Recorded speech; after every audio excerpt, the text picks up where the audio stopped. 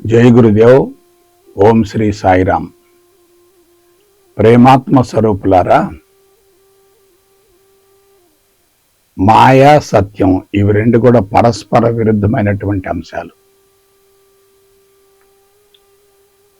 ఎక్కడైతే సత్యం ఉంటుందో అక్కడ మాయకు ఉనికి లేదు.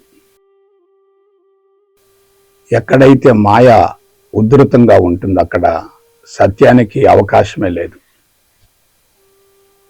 రెండు కూడా భిన్నమైనటువంటి అంశాలు, పరస్పర విరుద్ధమైనటువంటి అంశాలు. మాయ ఆధిక్యతను సంతరించుకుందనుకోండి, అక్కడ సత్యం కనుమరుగవుతుంది కదా. సత్య దర్శనం అయిందనుకోండి, మాయకు ఉనికి లేదు కదా. ఒకవైపేమో సత్యం, మరొక వైపేమో మాయ. రెండు కూడా భిన్నమైనటువంటి దృక్పథాలు కదా, భిన్నమైనటువంటి కోణాలు కదా. మాయను గురించి తెలుసుకుంటే సత్యం అవగాహన అవుతుంది. సత్యాన్ని గురించి తెలుసుకుంటే మాయలో ఉన్నటువంటి ప్రమాదం అవగాహన అవుతుంది. మనిషికి ఏం కావాలి? సత్యం కావాలి. అయితే మాయా సత్యం రెండు వేరువేరుగా ఉన్నాయి అనుకోండి, అది ద్వైతమేగా. ద్వైతం అంటే అసత్యమేగా. కాబట్టి సత్యాన్ని మాయని రెంటిని వేరు చేస్తూ ఎప్పుడైతే ద్వైతంలో ఇరుక్కుంటామో అక్కడ అద్వైతానికి అవకాశం లేదు కదా. అసలు ఈ మాయ ఎక్కడి నుంచి వచ్చింది? బయట నుంచి వచ్చిందా, లోపల ఉందా? బయట నుండి రాలేదే, లోపలే ఉంది కదా. కొంచెం సూక్ష్మంగా విశ్లేషించండి. మానవ జీవితం కర్మల మూటతో మొదలవుతుంది అంటున్నాం. ఆ కర్మలన్నీ మాయే కదా. కర్మల మూటతో, మాయతో జీవితం ప్రారంభమవుతుంది. ఆ మాయను తొలగించుకోవటం కోసమే మనిషి శ్రమించవలసి వస్తుంది. అసలు మాయ లేదనుకోండి, శ్రమించవలసిన అవసరం ఏముంది? కాబట్టి మనిషి మాయతో జీవితాన్ని ప్రారంభిస్తున్నాడు. మాయ నుండి బయటపడటం కోసం ప్రయత్నిస్తున్నాడు. బయటపడితే జీవితం సద్వినియోగపడుతుంది, సార్థకం అవుతుంది. బయటపడకపోతే జీవితం వృధా అవుతుంది. కాబట్టి అందుకు పరిష్కారం ఏమిటి?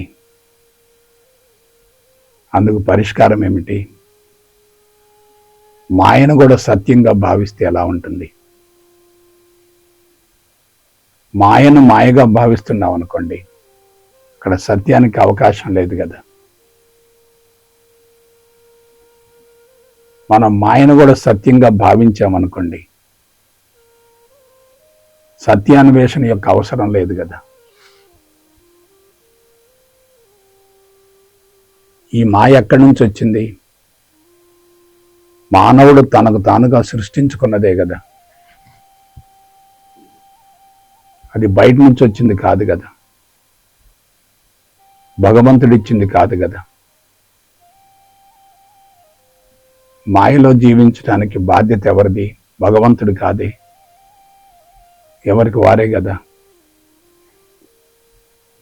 లోపల ఉన్నటువంటి సంస్కారాలు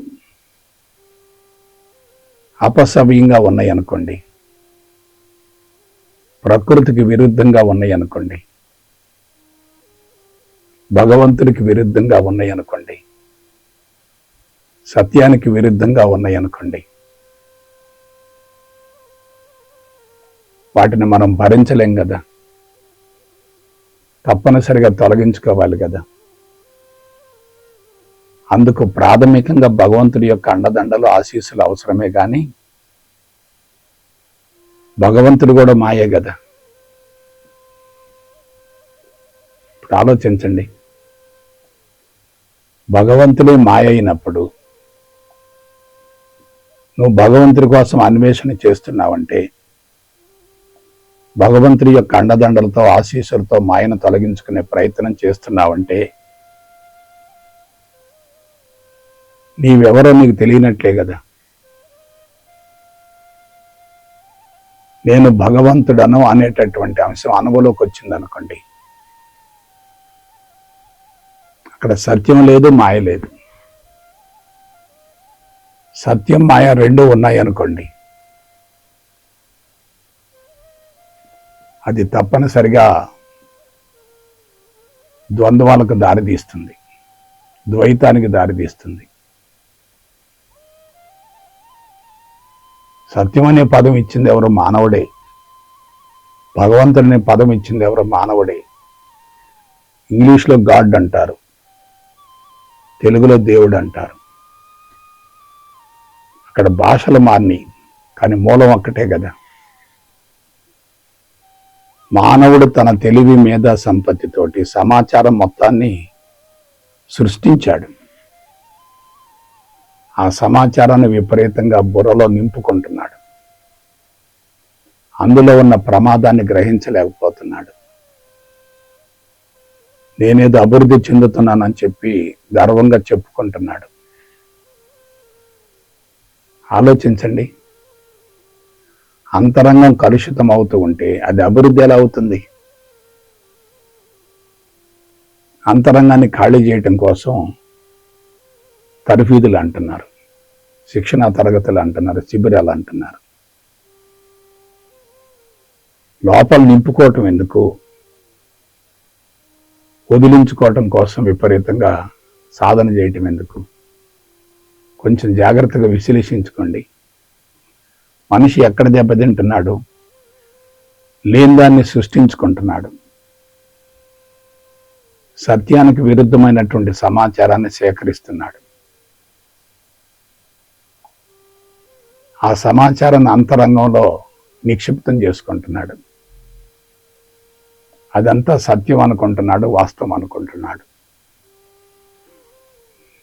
భాషకు అందనటువంటి భగవంతుణ్ణి భాషతో వర్ణిస్తున్నాడు. అంతకు మించిన అసత్యం ఏముంది? భాషకు అందితే అతడు భగవంతుడు ఎందుకు అవుతాడు? భాషకు అందినటువంటి భగవంతుడు మానవుడి కంటే బలహీనుడే కదా. మానవుడు భగవంతుని వెలికి తీశాడంటే మానవుడు భగవంతుడి కంటే ఉన్నతమైనటువంటి స్థితిలో ఉన్నట్లే కదా.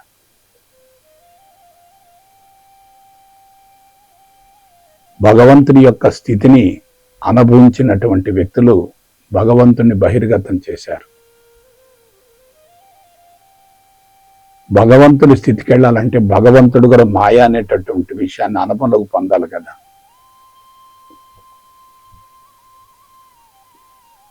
కాబట్టి సమాచారం పెరుగుతుందంటే సంస్కారాల మోతాదు కూడా పెరుగుతుంది కదా. సంస్కారాల మోతాదు పెరుగుతుందంటే నేను భగవంతుడను అనే అంశం అనుభవంలోకి రాదుగా.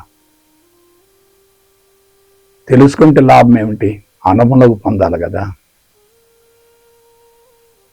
జ్ఞానం అవసరమే, అదే జ్ఞానం అవరోధం కదా, ప్రమాదం కదా. మనం మాయలో ఉండి మాయలో చిక్కుకొని మాయలో బందీ అయి సత్యం కోసం ప్రయత్నం చేస్తే మన అంతరంగంలో మాయ ఉంది కాబట్టి సత్యం కూడా మాయగా గోచరిస్తుంది కదా. ఇంతకంటే ఇంకేం చెప్పాలి? అక్కడ ఏమీ లేదు, కానీ మనం కలరిచ్చాం అక్కడ. కాబట్టి కనిపించేటటువంటి భౌతిక ప్రపంచానికి భిన్నంగా భగవంతుడు ఉన్నాడనేటటువంటి భావంతో ఆ భగవంతుడి కోసం అన్వేషణ చేయటం అంటే అంతిమంగా మనం పొందేది ఏమిటి? అందుకని మనం ఏం చేయాలి? భగవంతుడికి భిన్నంగా మాయతో కూడినటువంటి సంస్కారాలు అంతరంగంలో ఉన్నాయి కాబట్టి ఆ సంస్కారాన్ని శుద్ధి చేసుకునే కార్యక్రమాన్ని చేపడితే బాగుంటుంది కదా. భగవంతుడి మీద ఆధారపడుతూ సమయాన్ని వృధా చేసుకోవటం కన్నా స్వశక్తితోటి, స్వయం కృషితోటి అంతరంగాన్ని సమూలంగా విశ్లేషించుకొని అంతా భగవంతుని మహిమే అనేటటువంటి భావన కలిగే విధంగా దాన్ని పరిగణలోకి తీసుకునేటట్లయితే జీవితమే సాధనగా మారుతుంది కదా. ఇక ప్రత్యేకంగా సాధన కొనసాగించవలసినటువంటి అవసరం లేదు కదా. అందువల్ల సత్యం వేరు, సత్య దర్శనం వేరు. తెలుసుకోవటమే సత్యం, అది ప్రాథమిక దశ. సత్యాన్ని దర్శించటం అంటే విశ్వం మొత్తాన్ని ఆత్మగా భావించి ఆత్మ సాక్షాత్కారాన్ని పొందటం, ఆత్మమయం అనేటటువంటి భావనను గ్రహించటం. అంతా భగవంతుని మయమే అనే భావన కలిగితే నీకంటే ఎక్కువైంది బయట లేదు, బయట ఉన్న దానికంటే నువ్వు తక్కువ కాదు కదా. సత్యం చాలా సులభమైంది, మాయ ప్రమాదకరమైంది. మాయలో ఉన్న వ్యక్తికి సత్య దర్శనం కావటం చాలా కష్టం. సత్య దర్శనమైనటువంటి వ్యక్తి మాయను పూర్తిగా స్వాధీనపరుచుకుంటాడు, దాని మీద ఆధిపత్యం సంపాదిస్తాడు. అందువల్ల మాయ ఏర్పడటానికి మూల కారణం ఏమిటి అనే దాని గురించి తెలుసుకుంటే సత్య దర్శనం కోసం ప్రత్యేకంగా సాధన చేయవలసిన అవసరం లేదు. మాయ అంటే నెగటివ్ తొలగిపోతే అక్కడ ఉండేది పాజిటివే కదా. పాజిటివ్ని నెగిటివ్ని రెంటిని కూడా వదిలేసామనుకోండి, అక్కడ ఉండేది శూన్యమే కదా. అంటే మాయను మాయగా భావించాలి, సత్యానికి సంబంధించినటువంటి సమాచారాన్ని కూడా మాయగా భావించాలి. ఆ రెండు మాయని తెలిసిపోయింది అనుకోండి, తర్వాత దాన్ని భగవంతుడిగా భావించగలిగితే, మాయగా భావిస్తే వ్యతిరేకిస్తూ ఉంటాం, భగవంతుడిగా భావిస్తే కలుపుకుంటూ ఉంటాం. కలుపుకుంటూ ఉంటే శక్తి పెరుగుతుంది, వ్యతిరేకిస్తూ ఉంటే శక్తి హరించుకుపోతుంది. కాబట్టి శక్తి హరించుకుపోయే మార్గం మనకెందుకు? భగవంతుణ్ణి మాయను వేరు చేయకూడదు. మాయ మనిషి తనకు తానుగా సృష్టించుకున్నటువంటి నెగటివ్ ఎనర్జీ. అది ప్రపంచంలో ఎక్కడా లేదు, అసలు ఒక మానవ జాతిలోనే ఉంది. అంతరంగంలో ఉన్నదే బయట ప్రపంచంలో కనిపిస్తుంది కదా. అంతరంగంలో ఉన్నదాన్ని బట్టి జీవితం కొనసాగుతుంది కదా. అంతరంగమే అంతటా ప్రతిబింబిస్తుంది కదా. అంతరంగాన్ని ఎవరికి వాళ్ళు ఏర్పరచుకున్నదే కదా. తల్లిదండ్రులు అందించినటువంటి సంచిత కర్మలు, జీవిత కాలంలో ఏర్పడ్డటువంటి ప్రారంభ కర్మలు రెండు కూడా మనిషి జీవితాన్ని నడిపిస్తూ ఉంటాయి కదా. కర్మలకు అతీతంగా జీవిస్తే ఎలా ఉంటుంది? జీవుడికి అతీతంగా జీవిస్తే ఎలా ఉంటుంది? మనసుకు అతీతంగా జీవిస్తే ఎలా ఉంటుంది? జీవితానికి అతీతంగా జీవిస్తే ఎలా ఉంటుంది? ప్రపంచానికి అతీతంగా జీవిస్తే ఎలా ఉంటుంది? అతీతంగా జీవించాలంటే కర్మలు స్వాధీనం కావాలి. కర్మలు ఎప్పుడైతే నీకు లోబడి ఉంటాయో వాటిని నువ్వు స్వాధీనపరచుకోగలుగుతావు. కర్మలకు లోబడి జీవిస్తూ ఉంటే అవి నిన్ను స్వాధీనపరచుకుంటాయి. కాబట్టి బిడ్డలారా, నా సలహా ఏమిటంటే, మాయను గురించి తెలుసుకుంటే చాలు, సత్యం అవగాహన అవుతుంది. మాయను అక్కడే ఉంచుకొని సత్యాన్వేషణ చేస్తూ ఉంటే అక్కడ శ్రమ మాత్రం మిగులుతుంది, ఫలితం వచ్చే ప్రసక్తే లేదు. శ్రమను వెచ్చిస్తున్నామంటే అది సత్యం కాదు. ఎప్పుడైతే సత్యం కాని దాని గురించి మనం అన్వేషణ చేస్తూ ఉన్నామో అక్కడే మనిషి బలహీనపడతాడు. నీ దేహమే దేవాలయం, అందులో జీవుడే సాక్షాత్తు భగవంతుడికి ప్రతిరూపం. నీ దేహాన్ని దేవాలయంగా చూడలేకపోతున్నావంటే లోపం ఎక్కడుందో ఒకసారి విశ్లేషించుకోండి. లోపం లోపలే ఉంది, బయట లేదు. మాయ అనేది లోపల ఉన్నప్పుడు సత్యదర్శనం అయ్యే అవకాశం లేదు. కాబట్టి సత్యదర్శనం కోసం నీ సహజ స్వరూపాన్ని నువ్వు తెలుసుకోగలిగితే మాయ నీకు లోబడి ఉంటుంది కదా. ఇవన్నీ చాలా సూక్ష్మమైనటువంటి అంశాలు. మనిషి ఉపరితలంలో చూస్తే సమస్య పరిష్కారం కాకపోగా ఇంకా జటిలమవుతుంది. అదే లోతుగా విశ్లేషించగలిగితే, అధ్యయనం చేస్తే సమస్య ఏమవుతుంది? సులభంగా పరిష్కారం అవుతుంది కదా. అందువల్ల కేవలం సమాచారం ద్వారానే ఆధ్యాత్మిక మార్గం కొనసాగేటట్లయితే అది మానవాళికి ఉపయోగపడదు. సమాచారానికి అతీతమైనటువంటి స్థితికి చేరగలిగితే, భాషలకు అందనటువంటి శూన్యస్థితికి చేరగలిగితే, మాట్లాడే ప్రతి మాట కూడా మాయా అనేటటువంటి భావన కలిగితే, భగవంతుడు, ముక్తి లేక మోక్షం అనేటటువంటి పదాలు కూడా వాస్తవం కాదు అనే విషయం అనుభవంలోకి వస్తే నువ్వు చేయవలసింది ఏం లేదు. దాన్నే నైష్కర్మ్య స్థితి అంటారు, కర్మరహిత స్థితి అంటారు, శూన్య స్థితి అంటారు. అక్కడ స్థితి మాత్రమే ఉంటుంది తప్ప కార్యక్రమాలకి అవకాశమే లేదు. అందువల్ల స్థితికి చేరటం కోసం మనం తప్పనిసరిగా కసరత్తు చేయాలి. ఆ కసరత్తు కూడా కాఠిన్యంగా ఉండకూడదు, సరళంగా సులభంగా ఉండాలి. ఎప్పుడైతే స్థితికి చేరతామో, నది సముద్రంలో కలిసిన తర్వాత నదికి వ్యక్తిత్వం ఉండదు కదా. సముద్రం అంతా ఒకే రకంగా ఉంటుంది కదా, భిన్నత్వానికి అవకాశమే లేదు కదా. అంత ఏకత్వం అనేటటువంటి భావన అనుభవంలోకి వస్తుంది కదా. అద్వైతం అనుభవంలోకి వచ్చింది అనుకోండి, ద్వైత విశిష్ట అద్వైతాలకు అవకాశం లేదు కదా. అందువల్ల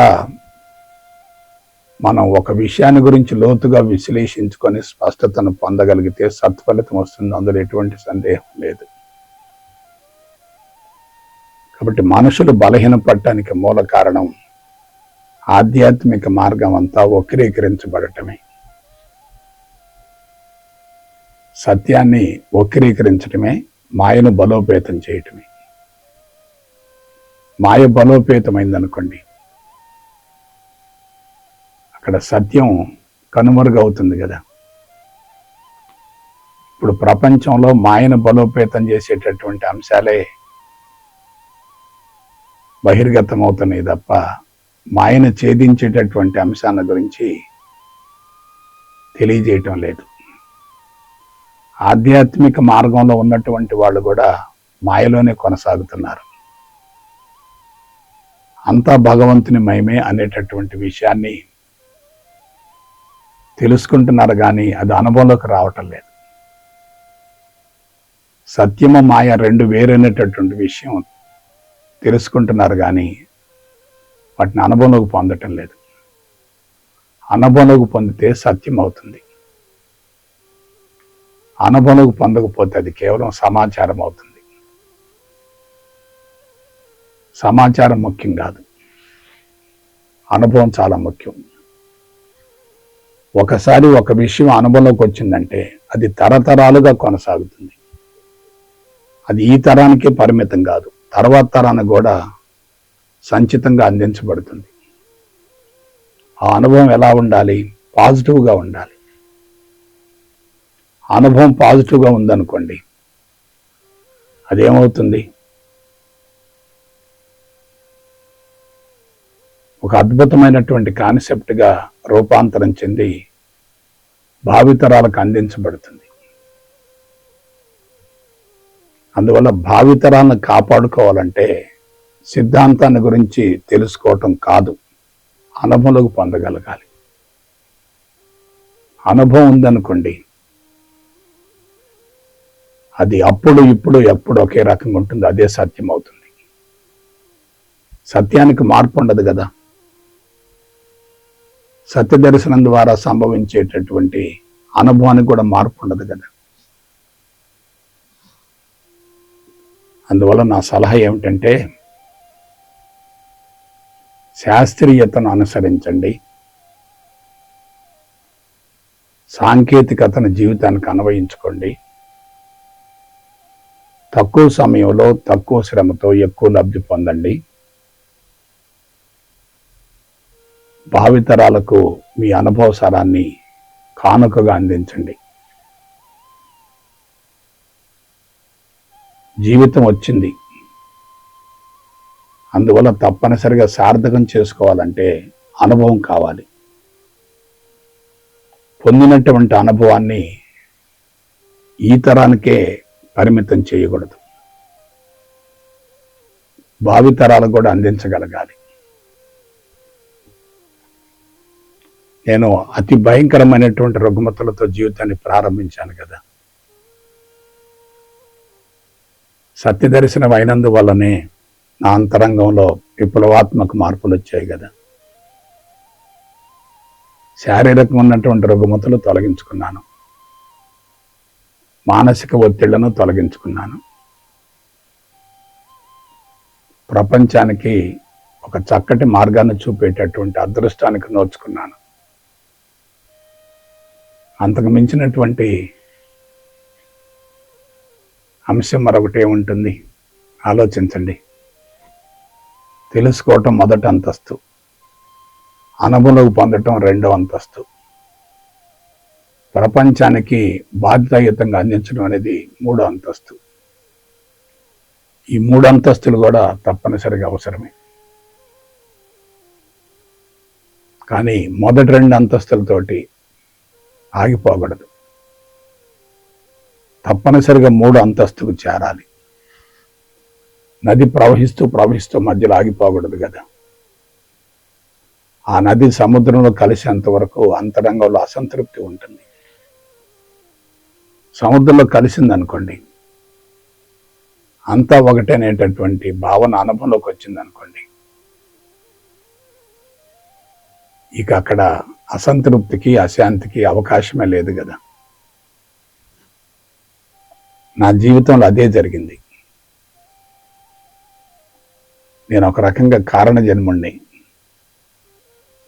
ఎందుకంటే అశాస్త్రీయత మీద విపరీతంగా యుద్ధం చేశాను, విజయవంతమయ్యాను. యుద్ధంలో గెలుపు ఉంటుంది, ఓటమి ఉంటుంది, కానీ నేను మాత్రం విజయం సాధించాను. అందుకే బహిరంగంగా అందరికీ ఈ సమాచారాన్ని అందించే ప్రయత్నం చేస్తున్నాను. ఎందుకంటే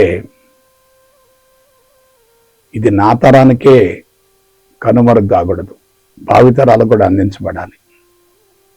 ఆ విధంగా నేను చేస్తున్నటువంటి ప్రయత్నం అందరికీ ఉపయోగపడాలని మనసా వాచ కర్మణ కోరుకుంటూ సెలవు తీసుకుంటా. జై గురుదేవ్, జై గురుదేవ్, జై గురుదేవ్.